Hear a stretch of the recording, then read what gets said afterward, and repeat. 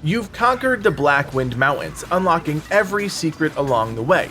Now, your eyes turn towards a new horizon, Yellow-Wind Ridge. My name is Kodiak, this is Legacy Gaming, and today we're continuing our Black Myth Wukong series and sharing every major secret of Chapter 2. Once you reach Yellow-Wind Ridge, the game really opens up and Black Myth Wukong becomes much more about exploration. Our goal with this video is simple: share the secrets of the shifting sand and help you uncover some of the biggest hidden rewards found throughout the desert chapter. We'll start in the Fright Cliff area, which is the catalyst for a good many secrets found throughout the chapter. To locate this region within the zone, you'll first need to defeat the second Rat Prince and the King of Flowing Sands. This is one of the region's first major boss fights and opens up a number of pathways once defeated. From the arena, you'll want to turn right and head across the makeshift bridge, and eventually you'll pass into the Fright Cliff area. Leaving the Keeper's Shrine, head to the right of the rocks, but don't veer too far to the side. If you keep moving straight back, you'll eventually reach a small canyon. Defeat any enemies in your way and make your way to the back of the area. There, you'll notice a strange rock structure, and would you believe it? It talks. This is the Man in Stone NPC, and if you listen carefully, he'll tell you to go into the cave and seek out the Mother of Stone. Okay, sure, simple enough. From here, you'll want to backtrack out of the canyon and then head to the right, up the cliffs and into the hills. Eventually, you'll enter a cave, and this is where you want to be. Clear out all of the enemies and then hug the left side of the area, and you'll eventually find a small pathway that gradually curves and ascends. Follow that, defeat any enemies that get in your way, and eventually you'll reach a large stone statue with glowing blue crystals. Attacking the stone giant will activate a gauntlet that you'll need to defeat. Take out each of the minions and then lay waste to the mother herself. Vanquishing her will reward you with the Stone Essence, which is the item you need to free the Man in Stone. Return to him and use the item to free him from his earthy snare. Unfortunately, you'll need to teach him some manners as well, so give him a good whack to activate a boss battle. Fighting in the canyon isn't easy, so do your best to wail on him while also combating the camera. Once defeated, he'll jump back into the ground and you'll be able to obtain the new transformation spell, Azure Dust. I'll be honest, I didn't use this much, and it felt pretty clunky, but who knows, maybe one of you can make it work. If you rest at a Keeper's Shrine and then return to the Man in Stone, you can interact with him again and access his shop. There you'll be able to pick up items like the Sobering Stone, which we'll need shortly, as well as the epic Gold Flora Hairpin, a unique curio that increases the will that you gain from defeated enemies. You can also pick up Iron Pellet, a soak that makes you immune to stagger while using your gourd. Long story short, buy everything that you can because it's all good stuff. While exploring the Fright Cliff, you might run across one of these large stone heads. There are 6 in total that you can interact with, and you'll need to find all 6 in order to activate a secret boss. When you interact with a head, you'll receive Buddha's eyeball. The first is easy to locate and is actually on the path leading into the zone, before the Keeper's Shrine. To find the second head, you'll need to head left up the hills and into the mountain. You'll want to keep heading left towards this large open cave area. The second head will be inside in the darkness. The third head is actually right by the Man in Stone. Instead of going into the chasm where the NPC resides, climb the scaffolding on the right side. Defeat the enemies and you'll eventually reach the third head. Looking at the Buddha's head, pivot left and look across the chasm to the ground below. There you'll see the fourth head. Jump down and claim the next eyeball. For the fifth head, we'll want to head back to the Mother of Stone area. Looking at the now defeated boss, turn right and head outside. There you'll find the fifth stone head. The final head can be found in Rock Rest Flat. From the Keeper's Shrine, simply head left and follow the rocks. There you'll find the sixth and final head. With all 6 Buddha eyeballs in your possession, you can enter the arena just in front of you. If this is your first time in this area, you'll have to defeat the Stone Vanguard. This is a beefy boss with loads of health but a rather simple moveset. Once defeated, don't leave because there's a secret boss just waiting to be activated. Interact with this massive mound and deliver the 6 eyeballs. If you have all 6, Shigandang will activate and you'll have the chance to fight this massive Gran-type enemy. If you manage to defeat him, you'll be rewarded with the Heart of Stone material, which can be used to create the Cloud Pattern Stone Staff, which moderately increases the damage of all charged heavy attacks. Our next secret is multi-part, but the reward is well worth the effort. To start, we'll want to begin at the Rock Rest Flat Keeper's Shrine. This is just past the cave we were just exploring before reaching the Mother of Stone. From here, you'll want to head past the shrine towards the opposite side of the area. If there's a spearbone enemy blocking your path, you're in the right place. Defeat him and break the barrier to enter a large arena. In the center, you'll notice a rather rotund NPC. Talk to him and he'll admit he needs to sober up. Enter the sobering stone that you just purchased from the man in stone. Deliver the item and exhaust his dialogue, and he'll tell you he needs some food and he's heading to the Crouching Tiger Temple. If you haven't reached this location yet, you'll need to pass through the Valley of Despair to reach it. That's good though, because along the way you'll encounter the first Prince of Flowing Sand. Defeating him will grant you the Arhat Gold Piece, which we'll need later on this quest. Once you reach the Tiger Temple, head up the stairs, but before entering the temple, hang a right and you'll see the yellow-robed Squire sitting against a wall. He'll ask for some lotus root, which can be found in the ponds throughout Chapter 2. Deliver this to him and he'll return to his original location. Travel back to the Rockrest Flat Keeper's Shrine and head to the area where we first found the Squire.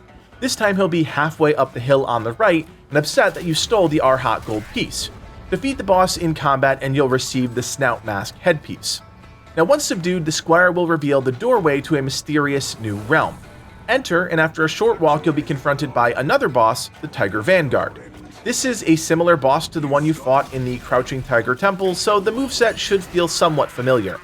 Once defeated, he'll drop the Tiger Tally Curio, which is actually quite strong if you're building for offense. Once you're done here, keep moving through the zone until you reach the Yellow-Wind Sage standing on a ledge. A great cinematic will play and the sage will bang on a massive drum next to him, summoning the giant beetle boss, Huban. This is one of the largest encounters in the entire game, and while not necessarily hard, it certainly takes some getting used to, given how massive the boss is. Halfway through the fight, Huban will fall to the ground, and you'll need to climb up its shell and extract the item on top. Once you do that, the fight will resume, and you can finish him off with the help of the Yellow-Wind Sage. With Huban vanquished, you will arguably have one of the most important rewards up to this point, the Wind Tamer. This is a vessel that increases incoming damage just by being equipped. When used, you gain massive damage reduction for a short period of time and are immune to strong winds. That effect in particular is handy when you eventually confront the Chapter 2 end boss, which I won't reveal here. 2 major secrets down and still more to go. For the next secret, we'll want to head back to Crouching Tiger Temple. This time you'll want to enter the temple, and assuming you've already defeated the tiger boss, head past the pit where you fought him and head down the valley in the back. Follow the ridgeline to the top of the hill until you eventually reach the Windrest Bridge Keeper's Shrine. Move through this next area until you reach the building with the 3 rats perched atop the roof. Engage them, and once defeated, you can obtain the Rat Imperial Guard Spirit. Open the door that they were guarding and keep heading up until eventually you reach a massive stone bridge. Standing there in the middle is the Tiger's Acolyte boss. A quick battle will commence, and so long as you defeat him, you'll receive the Old Rattle Drum item. From here, we'll need to backtrack, heading all the way back down the hill. Once you go back through the door the Imperial rats were guarding, hang a quick left towards the room with a bunch of praying enemies. Your screen will freak out and you'll be able to interact using the Old Rattle Drum to speak with a little kid. Survive the ensuing onslaught and head back to a Keeper Shrine. This time you'll want to teleport yourself to the Valley of Despair. By using your Sternness of Stone, obtained by defeating the Stone Vanguard, and your Keenness of Tiger, obtained by defeating the Tiger Vanguard, you can open the massive stone doors at the back of the arena where you first fought the second Rat Prince. Head through the door and head down the hill. Hang a right before the bridge and you'll enter another small village area. Your screen will freak out again and you can use the Old Rattle Drum to talk to the kid once more. At this point, you'll need to fend off another onslaught of enemies before heading to the last location. Our final Keeper Shrine is all the way back to the village entrance. Head through the pagoda doors that were once guarded by a bunch of archers and turn left to where Matiamba, or the huge horseman, was once tied up. Turn left and head to that small open area to the side of the building and your screen will flash one final time. This time the little boy will appear to you and jump down a small well. If you interact with the well, you'll end up in a new location and face to face with the Mad Tiger boss. This is easily the most challenging tiger encounter in Chapter 2. Quite honestly, I didn't have a strategy for defeating him, I was just a bit overgeared at this point and got lucky. Either way, once defeated, you'll be able to claim his very powerful spirit, which grants you an insane on-use attack, also greatly increases your overall attack, while also reducing your maximum HP while equipped. Since we're in this area, we need to set ourselves up for success in Chapter 3. If you head back to the village entrance Keeper Shrine, you can make your way back to where you first turned to fight the second Rat Prince. Instead of heading down the stairs, you'll want to head left and clear the enemies up the hill. You've most likely already done this, defeating the two-headed rat warriors that patrol this area. Now they are formidable, and once defeated, they won't respawn again. The key here is to keep heading up the hill to the very back of the area and this hovel here. By interacting with the wall, you begin talking to the rat captain hiding inside. Exhaust his dialogue options and continue on as there's nothing else to do at this point, but this sets up an important secret in Chapter 3. There's one more major secret in Chapter 2, and oh baby, we are ending on a high note. For starters, we're heading back to the Valley of Despair Keeper Shrine. We'll make our way back to where we fought the first Prince of Flowing Sand. Jump down into the pit where the boss battle took place, and use the Wandering White Spirit at this point on the terracotta wall. It'll crack, revealing a hidden passageway. Inside, you'll find a chest and the Long Scales key item. With this in hand, you can now reveal two secret boss battles hidden behind two waterfalls. The first is all the way back in Chapter 1. Head to the outside of the Forest Keeper Shrine and make your way through the left side of the map until you reach the back of the region and this waterfall. Interact with it to stop the flow of water and grant you entry to a secret chamber. Inside, you'll fight Red Long, a massive lightning-enhanced dragon. Killing this boss will grant you the Thunder Tail material as well as the Boshan Sensor Curio. But wait, there is one more thing. Head back to Rock Rest Flat in Chapter 2. Head right and make your way up the stairs towards the back of the arena. There, you'll see a waterfall of sand. Use the long scale to stop the flow of sand and enter yet another secret area. Inside is another boss battle, Black Long, who uses two of the most badass maces I have ever seen.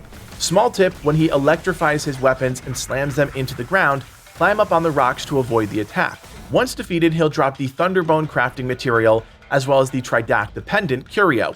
Together, you can use both materials you just obtained from the Long Dragons to craft the Long Wreath Staff, which has the unique effect of boosting the attack of all Pillar Stance moves.